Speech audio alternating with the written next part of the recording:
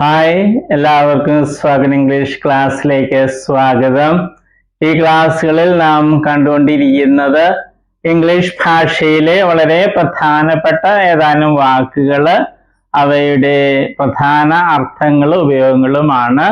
ഈ ക്ലാസ്സിൽ നമ്മൾ കാണുന്നത് എഗെയിൻസ്റ്റ് എന്ന വാക്കാണ്. AGAINST, against. ഇതിന്റെ പ്രധാന അർത്ഥമാണ് എതിരായി അല്ലെങ്കിൽ എതിരെ. നമ്മൾ മലയാളത്തിൽ പറയുന്ന ആ വാക്കുകൾ അതിന് ഇംഗ്ലീഷിൽ ഉപയോഗിക്കുന്നതാണ് എഗെയിൻസ്റ്റ്. നമുക്ക് ഈ വാചകം നോക്കാം. ഒന്നാമത്തെ വാചകം, യു ഷുഡ് നോട്ട് സ്പീക്ക്, നീ സംസാരിക്കരുത്. നമ്മളിത് പഠിച്ചിട്ടുള്ളതാണ്. എഗെയിൻസ്റ്റ് ഹിം, അവനെതിരായി അല്ലെങ്കിൽ അവനെതിരെ നീ സംസാരിക്കരുത്. നമ്മൾ മലയാളത്തിൽ അങ്ങനെ പറയില്ലേ, അവനെതിരായി നിങ്ങൾ സംസാരിക്കരുത്, അവനെതിരായി. Okay, you should not speak against him. അവനെതിരായിട്ട് അങ്ങനെയും പറയാറുണ്ട്. അത് ഇംഗ്ലീഷിൽ പറയുന്നത് എഗെയിൻസ്റ്റ് എന്ന വാക്ക് വെച്ചാണ്. Against him. You should not speak against her, അവൾക്കെതിരെ നീ ഒന്നും പറയരുത് അല്ലെങ്കിൽ സംസാരിക്കരുത്. You should not speak against your teachers, നിന്റെ അധ്യാപകർക്കെതിരെ നീ സംസാരിക്കരുത്. ഈ വാക്കുകൾ നോക്കാം. എഗെയിൻസ്റ്റ് യുവർ പാരന്റ്സ്, എന്താണ്? നിന്റെ മാതാപിതാക്കൾക്കെതിരായി, നിന്റെ മാതാപിതാക്കൾക്കെതിരായി. You should not speak against your parents. You should not speak against your parents, നിന്റെ മാതാപിതാക്കൾക്കെതിരായി നീ സംസാരിക്കരുത്. എഗെയിൻസ്റ്റ് മൈ സജഷൻസ്, സജഷൻസ് എന്റെ നിർദ്ദേശങ്ങൾ. സജഷൻസ് എന്ന് പറയുന്നത് നിർദ്ദേശങ്ങൾ. എഗെയിൻസ്റ്റ് മൈ സജഷൻസ്, എന്റെ നിർദ്ദേശങ്ങൾക്കെതിരായി നീ സംസാരിക്കരുത്. You should not speak against my suggestions. ഈ രീതിയിൽ നമ്മൾ പ്രാക്ടീസ് ചെയ്യുക. ധാരാളം വാചകങ്ങൾ സ്വന്തമായിട്ട് ഉണ്ടാക്കാൻ പറ്റും. നിങ്ങൾ ഒഴുക്കിനെതിരെ നീന്തരുത്. You should not swim, you should not swim against the current. Current എന്ന് പറയുന്നത് ഒഴുക്ക്. നമ്മൾ ഇലക്ട്രിസിറ്റി എന്നുള്ള അർത്ഥത്തിലല്ല, ഒഴുക്കിനെ കറന്റ് എന്ന് പറയും. CURRENT, current. You should not swim against the current, ഒഴുക്കിനെതിരെ നിങ്ങൾ നീന്തരുത്. ഈ രീതിയിൽ വാചകങ്ങൾ. ഞങ്ങൾ അവർക്കെതിരെ കളിച്ചു, വി പ്ലേഡ് എഗെയിൻസ്റ്റ് ദം. അവർക്കെതിരെ കളിച്ചു, വി പ്ലേഡ് എഗെയിൻസ്റ്റ് ദം. ഈ രീതിയിൽ വാചകങ്ങൾ പ്രാക്ടീസ് ചെയ്യണം. സബ്ജക്റ്റ് ഒക്കെ മാറ്റി വയ്ക്കാൻ നോക്കുക. അതുപോലെ ടെൻസ് ഒക്കെ മാറ്റി വയ്ക്കാൻ നോക്കുക. യു സ്പോക്ക് എഗെയിൻസ്റ്റ് ഹിം, നീ അവനെതിരെ സംസാരിച്ചു. യു സ്പോക്ക് എഗെയിൻസ്റ്റ് ഹിം, നീ അവനെതിരെ സംസാരിച്ചു. You will speak against him, you will speak, നീ അവനെതിരെ സംസാരിക്കും. You have spoken against him, നീ അവനെതിരെ സംസാരിച്ചിട്ടുണ്ട്.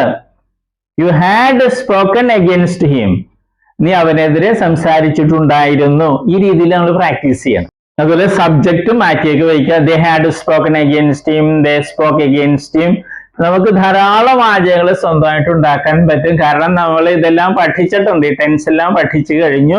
അതെല്ലാം ഇനി ഉപയോഗിച്ചാൽ മതി. അങ്ങനെ പ്രാക്ടീസ് ചെയ്യുമ്പോൾ നമുക്ക് ഇതിന്റെ അർത്ഥം പിടികിട്ടും. എപ്പോഴും ഓർക്കണം, ഇവിടെ നമ്മൾ ആദ്യം ഇംഗ്ലീഷ് എഴുതിയിരിക്കുന്നത്. പ്രാക്ടീസ് ചെയ്യുമ്പോൾ ആദ്യം മലയാളം പറയണം, അതിനുശേഷം അതിന്റെ ഇംഗ്ലീഷ് പറയുക. ഓക്കെ, ഇനി അഗെയിൻസ്റ്റ് എന്ന വാക്കിന്റെ ഒരു പ്രത്യേക ഉപയോഗം നമുക്ക് കാണാം. He leaned against the wall, അവൻ ചുമരിൽ ചാരി നിന്നു.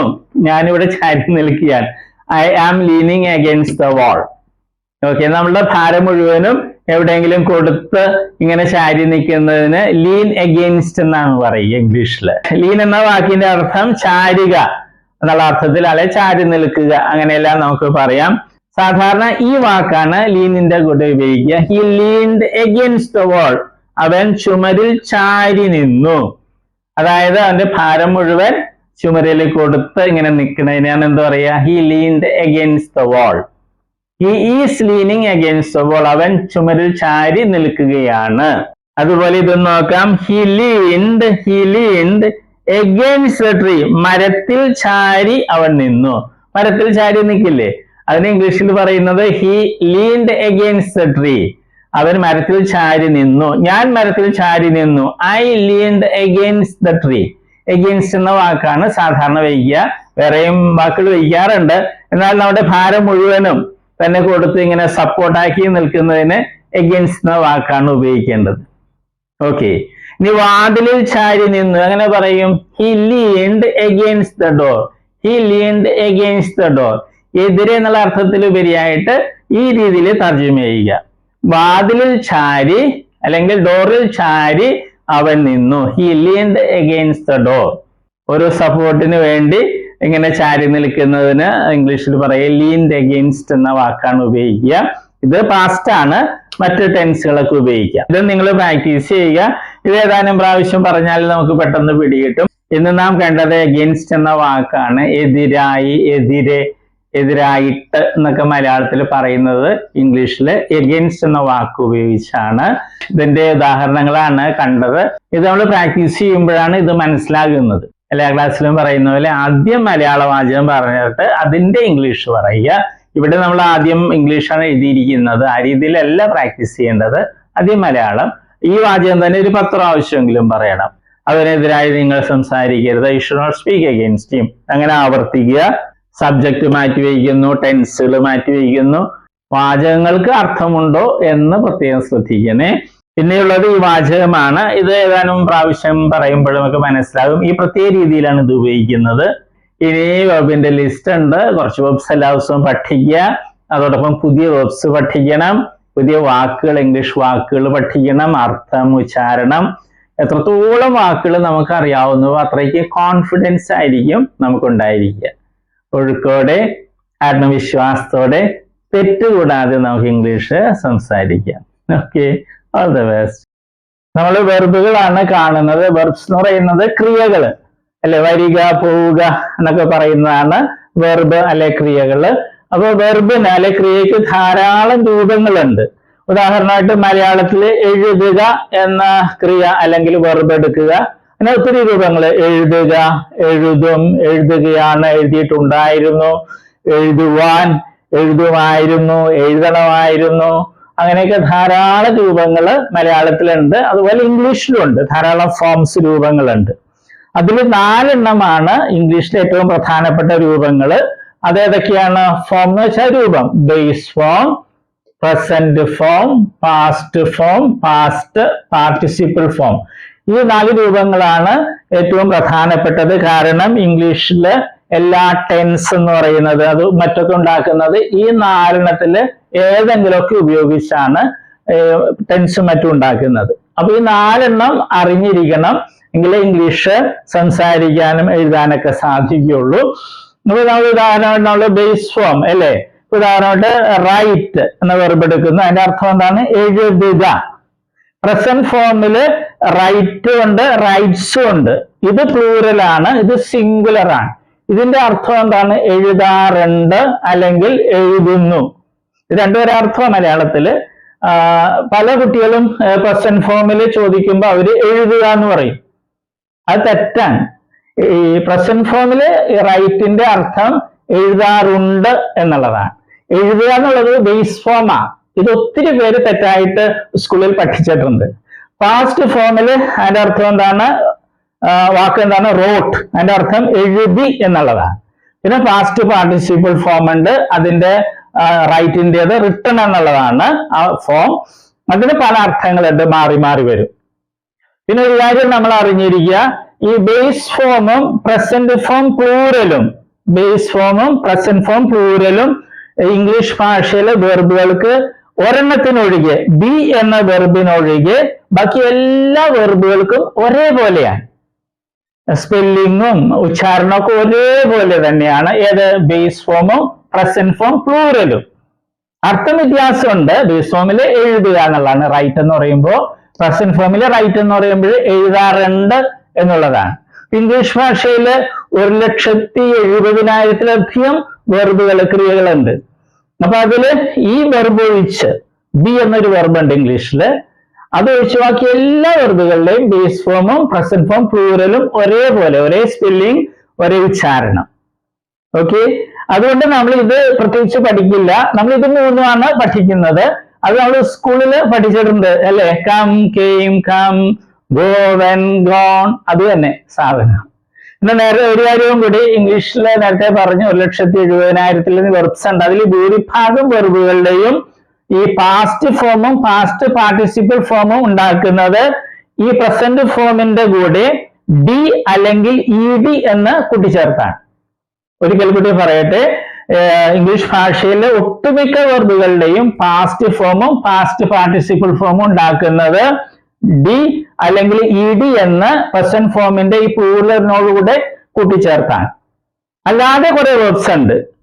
അപ്പൊ പക്ഷെ അതാണ് നമുക്ക് ഒത്തിരി ഉപയോഗിക്കുന്നത്. അതിലൊരു ഒരെണ്ണമാണ് ഇത്, റൈറ്റ്, റോട്ട്, റിട്ടൺ. ഇത് മൂന്ന് രീതിയാണ്. റൈറ്റ്, ഇത് വേറെ രീതി, റോട്ട്, ഇത് റിട്ടൺ. ഓക്കെ, അപ്പൊ നമ്മൾ ഇത് മൂന്നും പഠിക്കുള്ളൂ.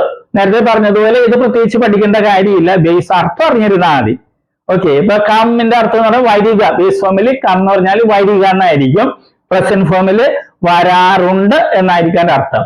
ഉച്ചാരണവും സ്പെല്ലിങ്ങും ഒന്ന് തന്നെ ആയിരിക്കും. അപ്പൊ നമ്മളിത് മൂന്ന് സ്കൂളിൽ നമ്മൾ പഠിച്ചിട്ടുണ്ട്. അത് ശരിയായിട്ടൊന്ന് മനസ്സിലാക്കണമെന്നേ ഉള്ളൂ. നമ്മളൊരു 16 ലിസ്റ്റ് വെർബുകൾ ഉണ്ടാക്കിയിട്ടുണ്ട്. ഏറ്റവും കൂടുതൽ ഉപയോഗിക്കുന്ന വെർബ്സ് ആണ്. ഇടിയും ചേർത്തതും ഉണ്ട്, പിന്നെ ഈ പ്രത്യേകതയുള്ള വെർബ്സും ഉണ്ട്. അത് നമ്മൾ പഠിക്കണം. ഇന്ന് കാണുന്നത് വെർബുകളുടെ ലിസ്റ്റിലെ 12ാമത്തെ ലിസ്റ്റാണ്. വെർബുകളുടെ ഏറ്റവും പ്രധാനപ്പെട്ട 4 രൂപങ്ങളാണ് base form, present form, past form, past participle form ഉപയോഗിച്ചാണ് ഇംഗ്ലീഷിൽ എല്ലാ ടെൻസും മറ്റും ഉണ്ടാക്കുന്നത് നമ്മൾ കണ്ടു. ഇവ അറിയാതെ ഇംഗ്ലീഷ് പഠിക്കാനോ എഴുതാനോ സാധിക്കില്ല. അപ്പൊ അത് പ്രത്യേകം ശ്രദ്ധിക്കണം.